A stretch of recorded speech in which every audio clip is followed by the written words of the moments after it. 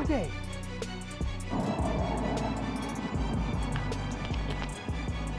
No! Tony! Free Comic Book Day has been postponed until August 14th. Awesome! So usually we have fun in May, but not this year. We gotta wait till everybody gets vaccinated first. So instead, we have a jam-packed show for you. We are gonna learn how to do a golf shot called the punch. And we are also in the spirit of Free Comic Book Day, because it's all about kids reading. We're gonna hear from Hank and Craig on what their families are reading. So there's still lots of cool stuff on this episode of Punch TV.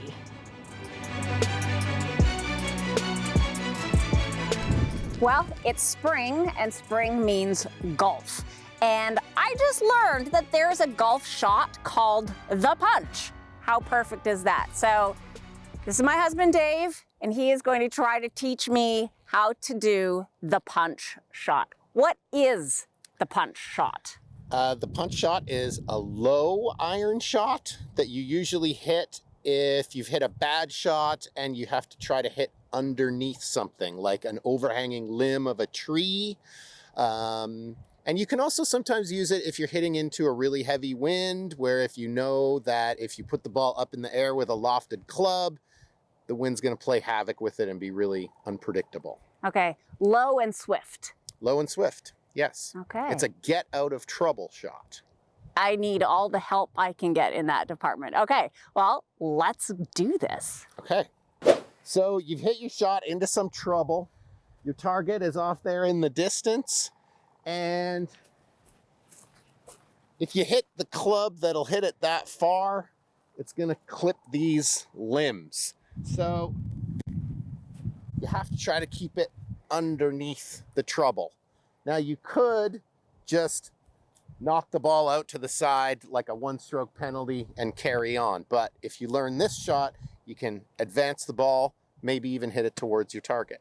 Okay, please demonstrate. Okay, so you want to get the ball further back in your stance. So if you're right-handed, that's closer to your right foot.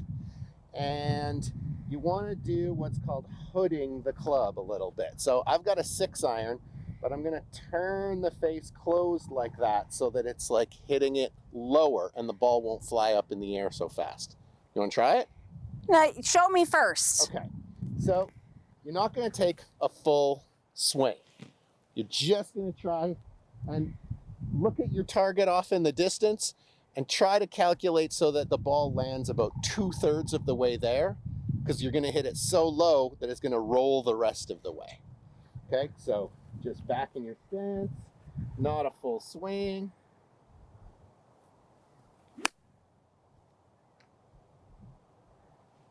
And I hit that one way too far, but that you saw the idea. I did. Okay, do another one.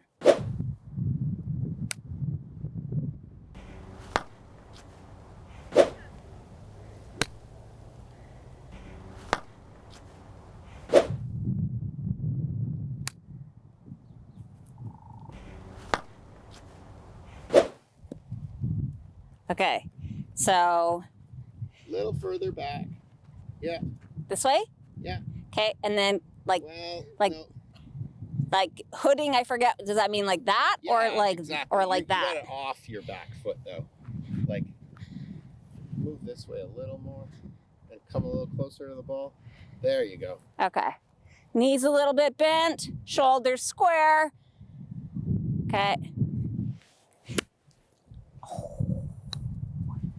All right. Do that again. It's going the right direction this time. Okay, I feel this is the one. This is the one. Okay. Just take a little, don't take it back quite so far. Okay. I'm more of a gardener than a golfer. The face, so it's going to go pretty far. You just take a short swing and accelerate. Okay. Yeah. That's nice. It made a good noise. I was queen of the worm burners. Yeah. Nice. There you go. And you see how it's like turning left a little bit? Yeah. That's because you got your club face closed, so you can start aiming a little further right, and that'll just like turn in the air when you hit it right. It'll just, ball will turn from right to left as it gets to your target.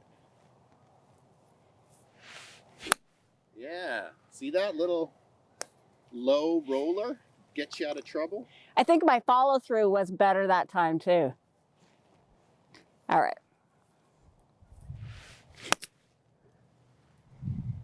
It's heading the right way. It is, and it's not necessarily about hitting your target. You just want to, you're in trouble, so you just try to get it closer. Okay, awesome. Well, I think that will help my game immensely. Hopefully it helps your game as well. This is Dave and Jody with the punch shot for Punch TV.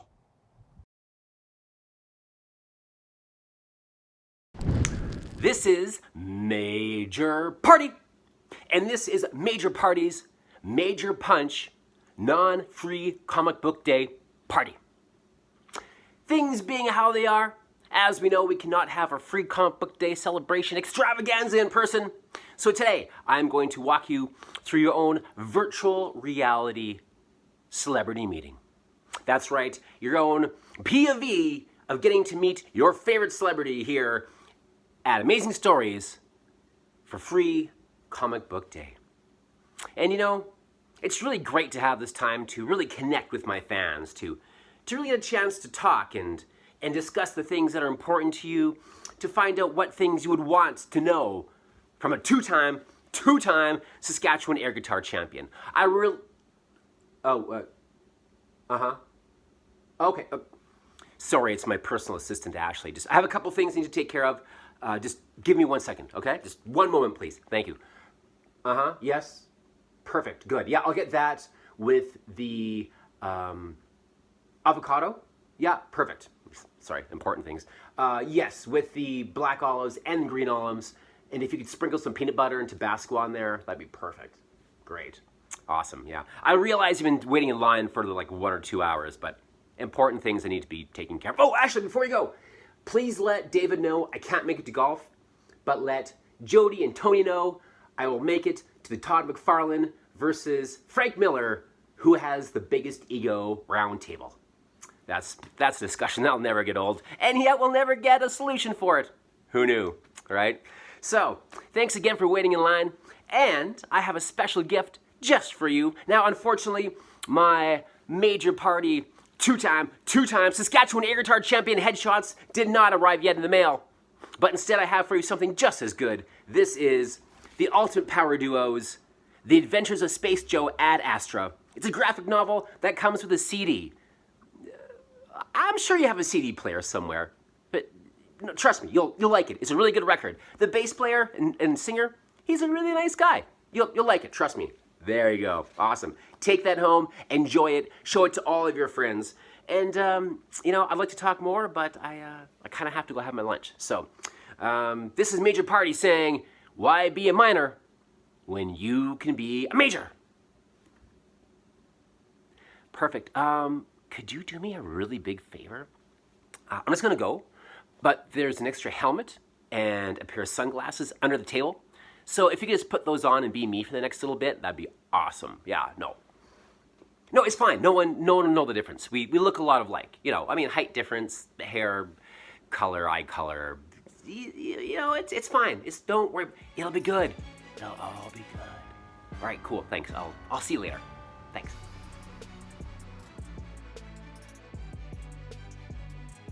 So usually we review what books are coming out for Free Comic Book Day, and of course we don't have them yet because it's not till August 14th. Again, August 14th. Mark your calendar now. That's when Free Comic Book Day is going to be in some way. We're not sure yet. Depends on how many people are vaccinated. But in the meantime, we got this really, really cool book into the shop that both Tony and I are gaga for. This book came out quite a few years ago in an artist's edition, a studio edition that was like this tall. It was like the original sheets that they collected from, they'd been scattered to the four winds. And this is the beautiful original artwork, the inks of John Romita. The Amazing Spider-Man, some of the early issues from the late 60s, early 70s. This has like issue number 67, 68, 69, 71, and I think 75 in it. Amazing, beautiful artwork. Yeah, like I am so excited.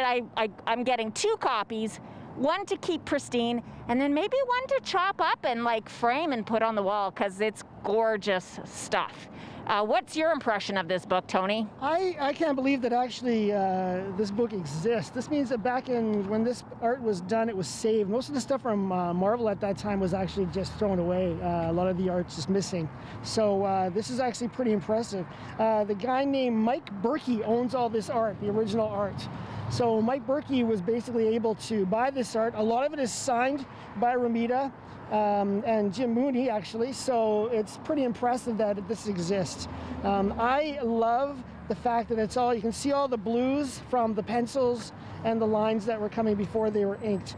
And it's pretty amazing. I love artisan editions, and I actually was just looking at my Empire Strikes Back the other day. I have a whole large book of Empire Strikes Back, same thing, and they're pretty amazing. Yeah, these are definitely worth picking up, especially in the small size. They're easy to read instead of the large size. They're quite big.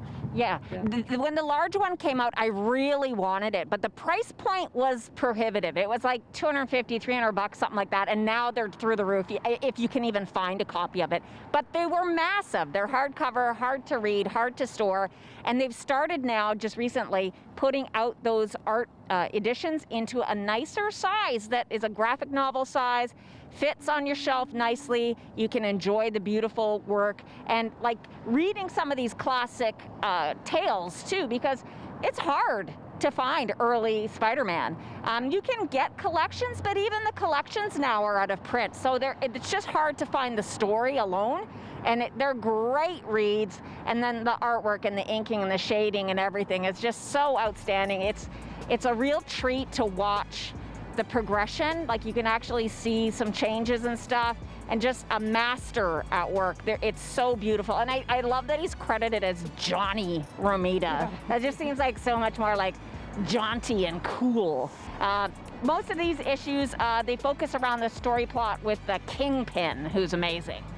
I was just kind of looking at this, and this is when Stan the Man was doing the script. So this is basically John Romita was actually taking ideas, and he was actually doing the layouts and all the major stuff for these books. So just looking at the pictures is amazing. And they're all numbered, and they're marked up. You can see that this one came out in October 68 schedule, and all the little tiny things. You can see the whiteout and how the lettering is changed in it, how some of the actual script has changed. So yeah, I think the artist editions are the way to go. I hope that we see more of the small ones instead of the big giant ones that we were seeing before this. So we'll get some more reprints of the smaller editions. Agreed. I'll take all comers. I want all sizes, all shapes, all, the whole thing. But this is much more user-friendly, and we want more. So IDW, keep them coming.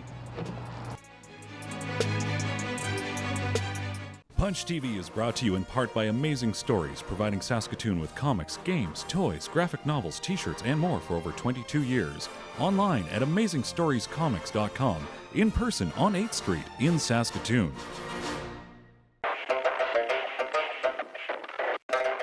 Hello, Punchers! It's me, Mari, and today I'm here with my brother, Castle, and we're gonna be taking over Tweetbeat this month. And we're going to be talking to you about the book we're reading, and for the TV shows and movies that we think you guys should watch. Look at the bottom of the screen. Okay, Castle, tell us about your book. What's the title? Dragon Masters. And the king wants kids and dragons to form a bond so that they can fight in battle, and the knights chained up the dragons and put them into cages until the Dragonstone found their kid. And there's a wizard that is very magical that teaches Dragon Masters. And what is your favorite part of the book? that the boy's dragon is named Worm. And why is he named Worm? Because he doesn't look like a dragon. He has a long body and he has brown scales and he has very tiny wings. So he named him Worm. Okay, and here's my book. My book is called Ugly. It's about this kid whose name is Robert, and when he was born, he had two different size legs. He had 2 toes on one leg, and he had 4 on the other.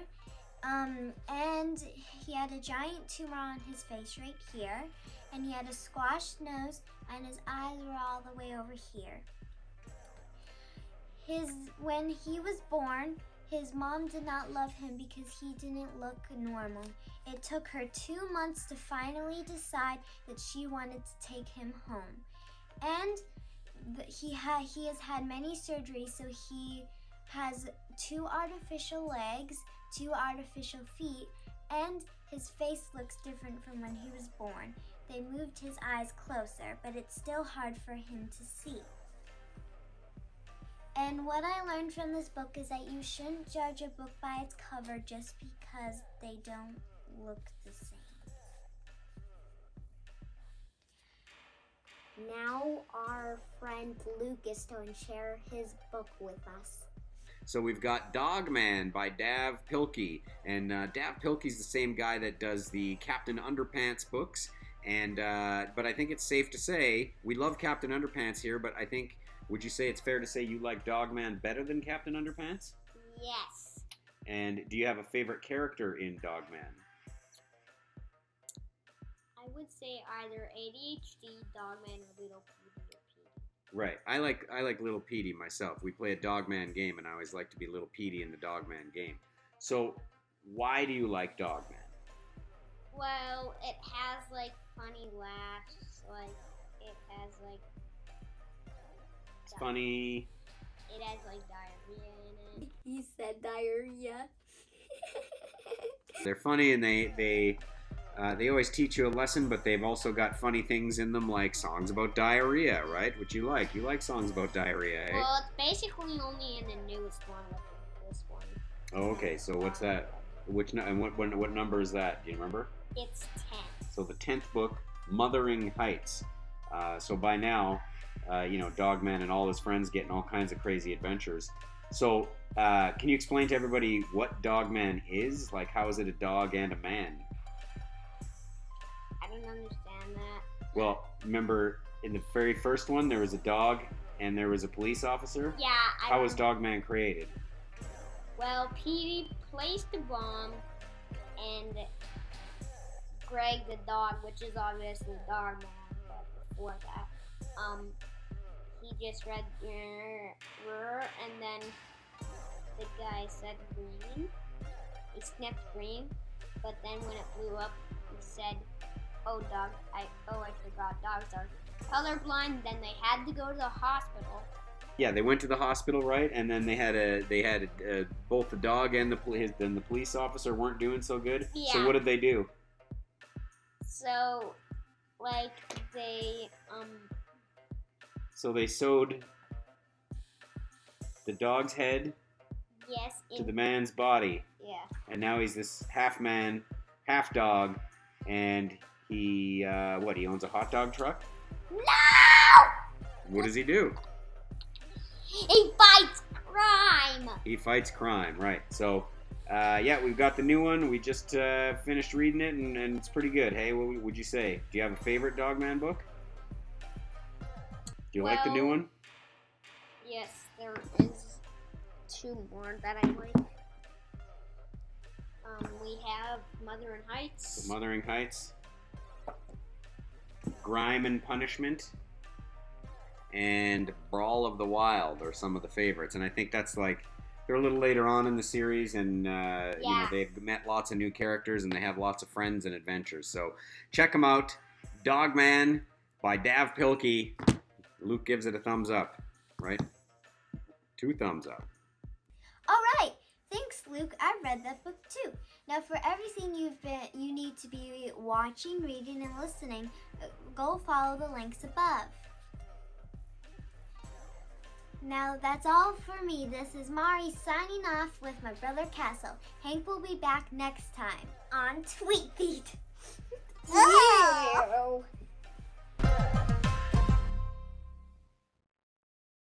My name is Tony and welcome to The Collector.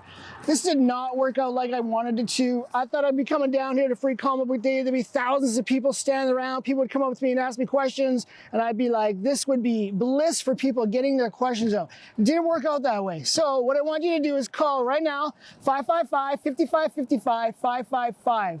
Now that is not a real number, so don't call it, but I'm gonna probably accept some texts here from that number. Okay, first text just came in. It is from Simon. How do you know what toys are worth? Well, I just want to say that toys are worth what people will pay for them. So if someone has a toy and they want to sell it, the best thing to do is probably go on eBay. They have a little thing called sold auctions, and you can actually see what it's selling for, take an average of what the last one's selling for. But I will say this as well.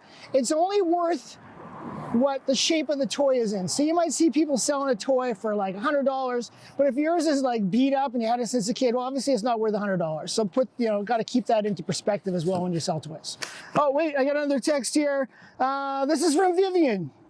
How can you tell the difference between Star Trek and Star Wars? Well, one sucks, and that's not Star Wars. So that's how you tell the difference. Star Wars is awesome, Star Trek kind of sucks, because it's just weird. It's like, they have like weird sets and stuff like that. All right, hold on, I got another one here, another text coming in. Is there a toy that you want that has not been made? There's always toys coming out that have not been made. That's a big one. I'm gonna say yes to that. Yes, there are toys that have not been made that I want. Okay, wait, I got another one coming here. Let's see here. Do you have toys now that you had when you were a kid? Damien, who asked this question, I just want to say this. Back in 1983, a lot of mothers got together, and they had a big meeting, and they decided that every child's toy from the 70s should be thrown out or burnt. So they all got together, and they had this big bonfire, and they took all the toys from the 70s and early 80s, and they burnt them and melted them. So no, of course not. All my toys were thrown out. Thanks, Mom. Okay, one more here. I got another question coming in. What was my favorite toy as a kid? Well, that's a tough one. Pre-Star Wars, it was my Captain America Rocket Racer. And it was like this big gun thing you put on the floor and you shoot it. And little Captain America had a little cape and he came out with a race car and he shot up. And the Smash Up Derby toys back then were awesome. They pull the thing and smash up Derby. And then Star Wars came and everything changed. There was just a plethora of toys for Star Wars, and my life changed, and that's why I'm here today. As the Collector, if it wasn't for Star Wars, I wouldn't be here. Thank you very much for watching The Collector. I promise you I will be back for the next Free Comic Book Day, which I think is in sometime in March. No, April, May, August. Come back in August, we'll be here, and we'll be talking more about Free Comic Book Day. Thanks for watching. Tony's out. Well, that wraps up another episode of Punch TV. A big thank you to our cast and crew and to special guest and teacher Dave for teaching the punch shot today. We hope that you were entertained by my lack of golf prowess as the rest of us were. And hopefully you learned a thing or two and you have marked your calendar for August 14th because that is Free Comic Book Day. Until next time, keep your dukes up.